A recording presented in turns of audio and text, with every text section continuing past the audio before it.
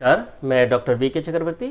आजकल सर्दी खांसी जुकाम घर घर में सर्दी खांसी जुकाम बुखार से परेशान है। आप अगर सर्दी खांसी जुकाम से बचना चाहते थे क्या करें?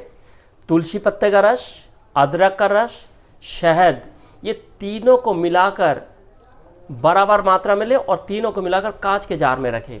रोजाना क्या करें? एक एक चम्मच की मात्रा में 4 बार ले, लगातार ले। कुछ ही दिन तक हफ्ता भर के प्रयोग से ही आपको सर्दी खांसी जुकाम और इसके वजह से अगर आपको बुखार रहता हो, सर में दर्द रहता हो, बदन में दर्द रहता हो, आपको गारंटी के साथ लाभ मिलेगा। ये शर्तीय नुस्खा है। देखिए, मैं जो भी वीडियो बनाता हूँ आयुर्वेद को बढ़ावा देने के लिए तथा आप लोगों की सेवा के लिए। तो फिर मिलेंगे अगले किसी नए वीडियो के साथ। तब तक के लिए नमस्कार।